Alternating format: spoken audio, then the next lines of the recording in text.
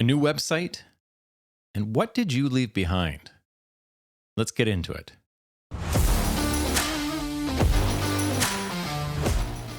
Welcome to What the RFI. I'm Matt Brennan, and this is the podcast all about construction administration, CA, from the lens of an architect, project coordinator, you name it. So this has been a very, very busy week, needless to say, right? All the way from last weekend to this weekend, it just is not stopping, okay?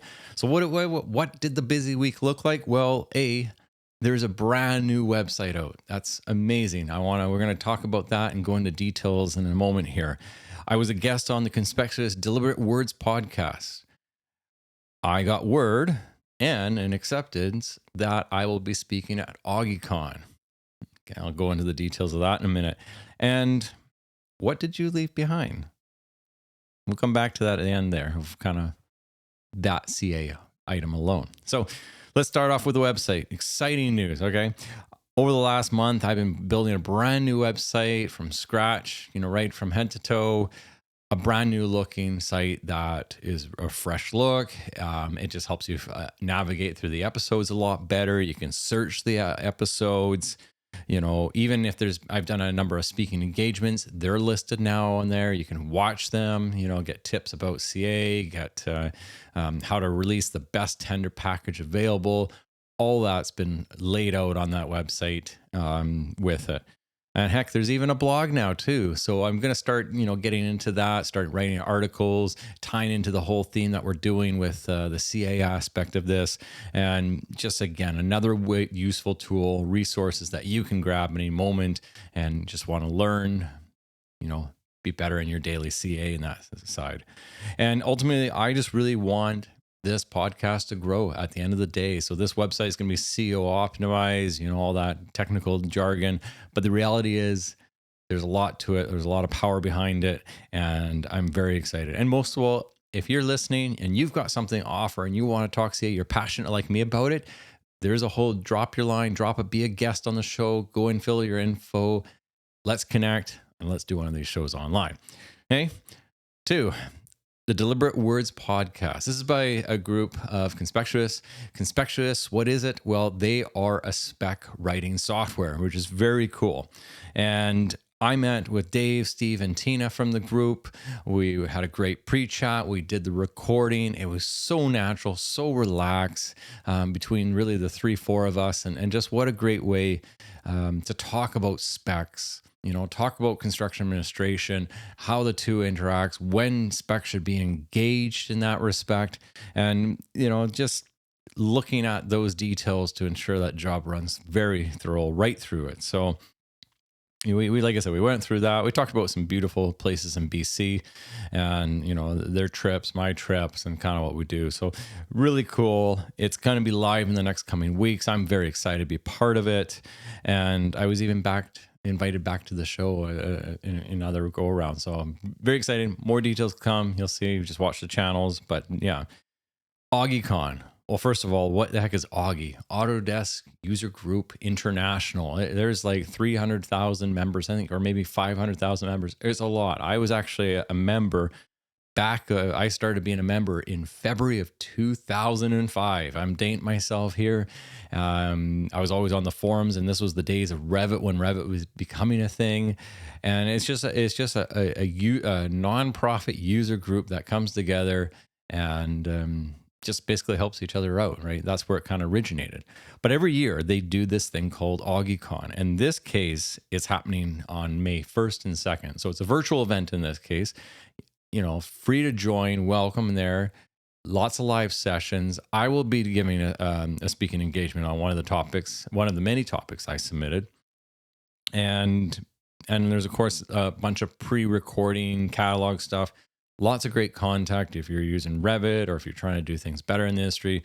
Of course, as you guessed it, my talk's going to be about CA and just kind of be better in respect to that. So again, more details to come. Mark your calendar, May 1st to 2nd. It's all online, AugieCon.com, I believe, but just double check, Google it, you'll find it, ChatGPT it, whatever you want, pick your poison there. But the point is, take a look into it. Definitely register, as you won't want to miss that. Okay. So getting into this kind of episode, what did you leave behind? Right. So, what's that relating to? How is this kind of a CA thing? Well, last weekend I was in Squamish, right? And if you're kind of new to the province of beautiful British Columbia, Canada, if you know where Whistler, we know the Olympics were there, right? It's kind of just north of Vancouver. So Squamish is just basically south of Whistler, about an hour, give or take, and of course north of Vancouver.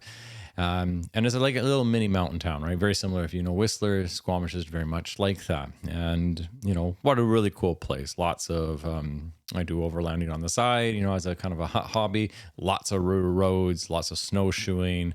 Take your pick. Beautiful place, whether it's winter or summer. Okay. So went there, celebrating an anniversary with my partner. We went there and we actually stayed in a tree house. And I mean, literally a house in the tree. Okay.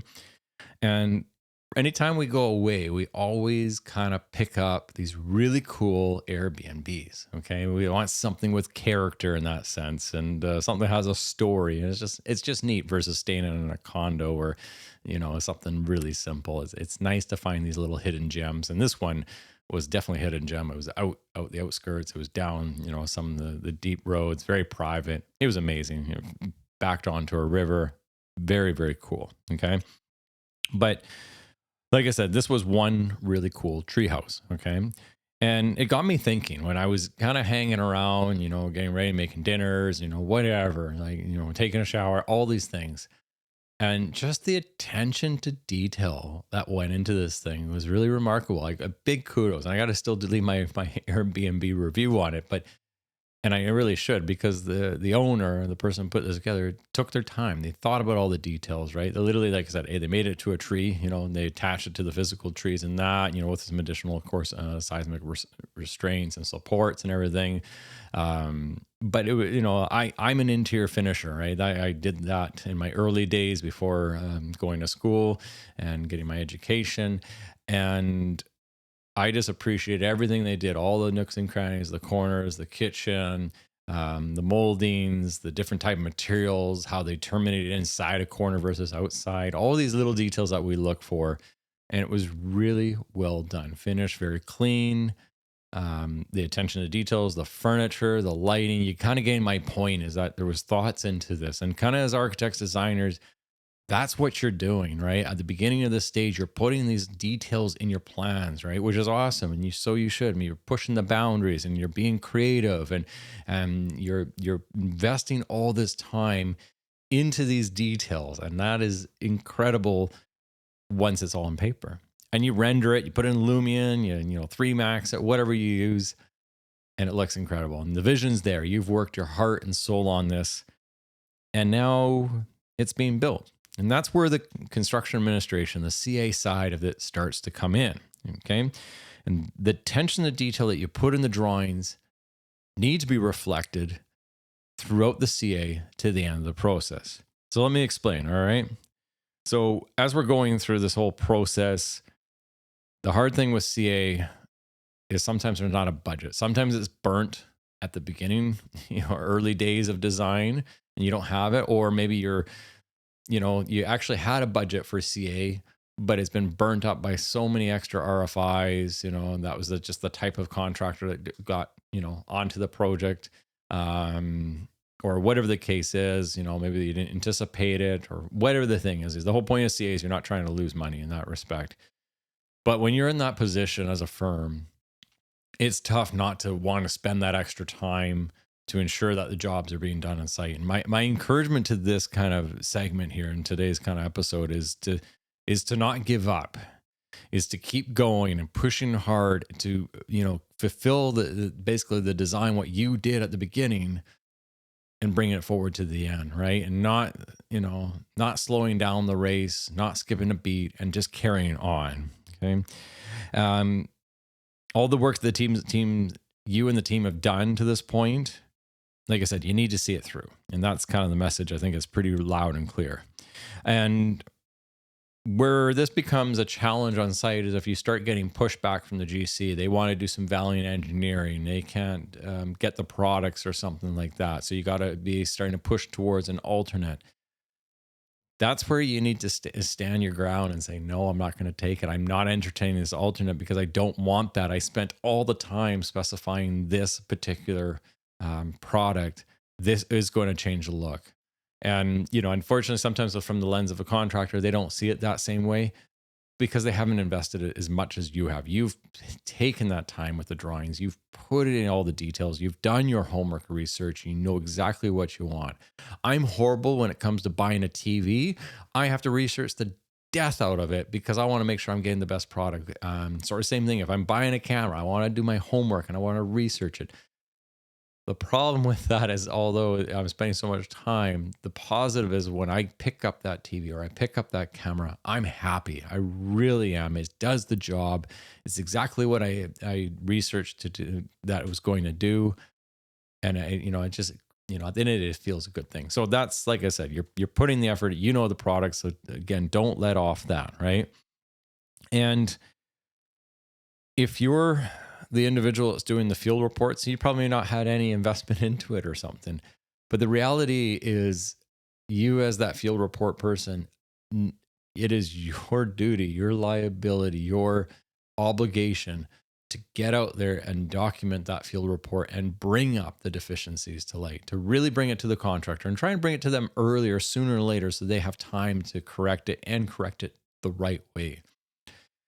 And I think by you being that example on site and showing your passion, your pride of workmanship on this, it's going to start, you're going to stand tall in that sense, and people are going to see it, and the contractor is going to see it and appreciate, the owner is going to see it and appreciate, and hopefully down the whole chain, it gets to the subs and they see that as well, that there is that pride of ownership amongst the team to do it well, right? And I don't know if it's a culture thing. We're starting to see that slip through, path of least resistance, whatever the case is. But I really hope that's at least one shift that we can do in the industry, is just have pride in ownership, pride in what your work is doing, your workmanship, and bring it to the table. Because at the end of the day, when that project's done, you want to be proud of it. You really want to be like, remember that detail that we spent, a good 3 hours, a couple days, weeks, even trying to figure out how we're going to make this garage door go into the ceiling and disappear. How are we going to do that? Or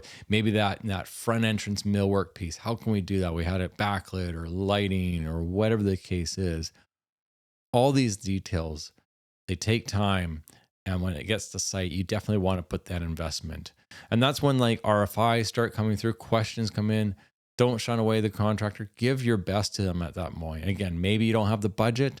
Maybe you're getting pressure from above. The point is, keep pushing back, give the best detail, because we want to see this project through at the end of the day as how it should be. All right. And like I said, back to the value engineering thing, if it's getting a pushback, fight for it, right? This is what was part of contract, and stick to it, right? If they can't get lead times and you're forced to look at other options, well, have a look at what you want. Maybe it's going to be a higher price thing, but that's the compromise. It's available, but you're going to have to eat the cost, right? And again, it's never a challenging thing, but again, that goes back to shop drawing reviews, all these different things that we do. Get those in early. Don't do them later. Push the contract for a schedule, or better yet, why don't you make the shop drawing schedule, right? All those little details, being proactive and really pushing back to site is helpful. And again, it's not an us versus them attitude, architect versus contractor. Work as a team, right? And I cannot emphasize that enough to, become part of that on that project, okay? And at the end of the project, like I said, you want to be proud of this. When you basically wrap up the design, crack open the bottle of champagne, be proud, right? These are your legacy, your thumbprints, right? And it all goes to the saying, what did you leave behind? And, for me personally, doing this for 22 years, it's such a privilege to drive around Vancouver or anywhere in the province and see those thumbprints all around, right? Whether it's a school, a high rise, a personal residential home. It's such a privilege to look at those jobs and say, I did that. Not only that I did it, but I did it right. I did it well. I gave it my best to get it to this point. and then of course it brings me joy when I see others are enjoying it as well. The attention to details that you work so hard, that you took the extra time to bring it to light. And that's kind of my encouragement today. So like wrapping this up here is keep going, take the job to the end. This is a marathon. I haven't personally ran any marathons, but I've ran half marathons. They're hard, they're tough. And I find that the last like 5K is the hardest. You just want to like slow down, give up. And like, we're so close there. Run hard, run right to the end, do your job, do it well, do it right. And believe me, it is worth it. It is so worth it. Okay. And like I said, it's your thumbprints that you're leaving behind. So this is your legacy as you're working through your career. Whether you're a young architect or old architect, doesn't matter. These are your thumbprints. Leave them well, do it well. That it's all about that legacy, and just push right to the end. So that kind of wraps up this week's episode. I think it was pretty short and sweet, but to the point. Check out the new website, www.whattheRFI.com. Have a look. Let me know if you got any thoughts on it. If you want to be a guest, shoot me a note. I'd love to kind of bring you on the show. We can talk about, all CA related things, the challenge that you're facing in industry and vice versa. And maybe we can jam over some ideas of just how to make it better. And, both of us can learn something from each other. So, but that wraps it up. Last but not least, architects keep designing and contractors keep making those blueprints reality. We'll see you on the next one.